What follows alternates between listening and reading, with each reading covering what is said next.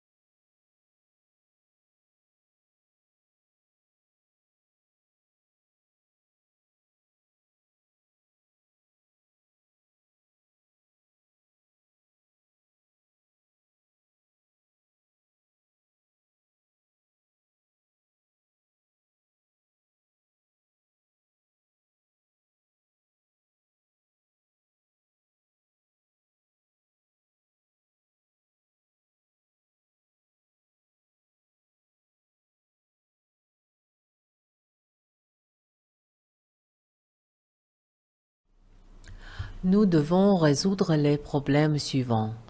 Apprendre différents aspects de la langue parlée des gens français, définir les règles de base pour la formation de la langue française, considérer la différence entre la langue des jeunes et celle des adultes.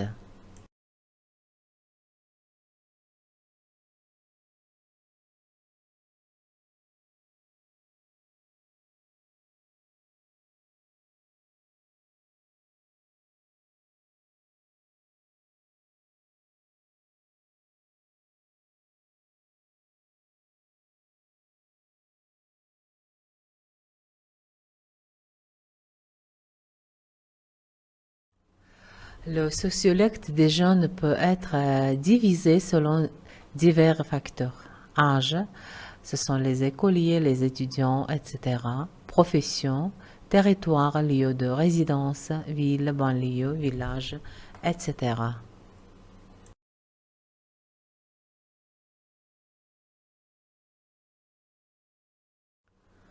L'éducation des gens sociolectes peut être représentée par les règles suivantes. La langue de la jeunesse est une combinaison particulière, quelque chose de neutre entre les normes de la langue française et les normes non littéraires. Nouveau mode sociolecte des jeunes formés par les modèles et les règles de la langue littéraire normale.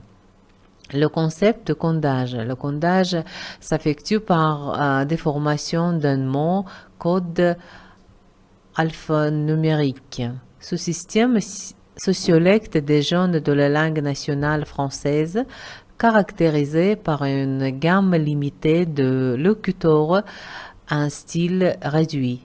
L'utilisation d'éléments réduits de la langue des gens et dans les médias contribue à consolider ces phénomènes dans la norme littéraire, la rendant ainsi moins stricte. Il existe trois principaux styles de langue en français, plein, conversationnel et familier. Chaque style est adapté à différentes situations. Le choix de l'un d'eux dépend de conditions différentes. Circonstances dans lesquelles la communication a lieu, statut social des interlocuteurs, âge, etc. Caractéristiques grammaticales. Passé simple n'est pas utilisé dans le langage courant. Plus souvent, il est remplacé par le passé composé.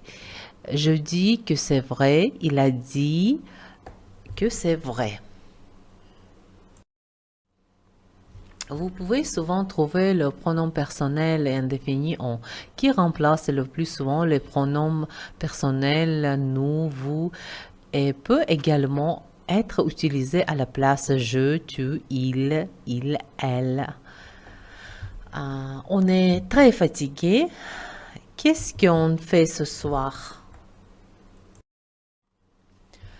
Caractéristiques phonétiques. Les Français, en règle générale, n'utilisent pas l'inversion, mais construisent des phrases avec l'ordre direct des mots mettant en évidence la question avec intonation. Par exemple, tu as des cours, tu le connais, tu vas à l'école, vous allez au cinéma.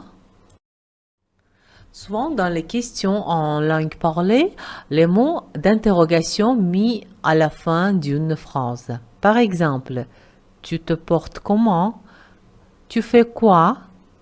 Tu l'as fait pourquoi?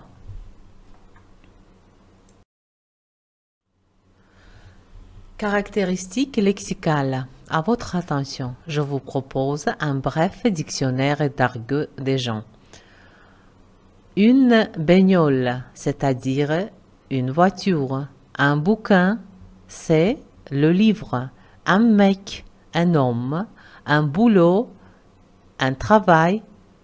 Chouette, belle, super, très bien. Un crétin, un idiot. Ben, bien. Faire du bazar, faire du bruit. Moche, pas bien.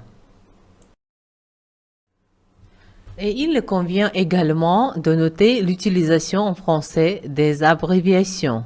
Maths, mathématiques, prof, professeur, géo, géographie, stick, stylo, apparto, appartement, gym, gymnastique, psycho, psychologie.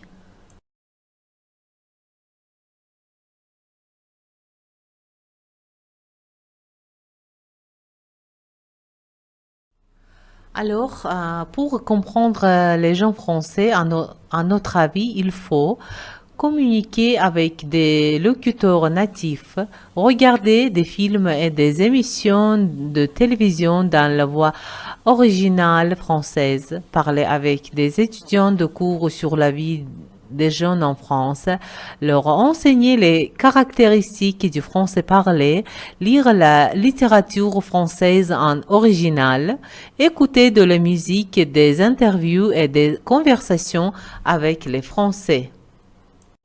Merci pour votre attention.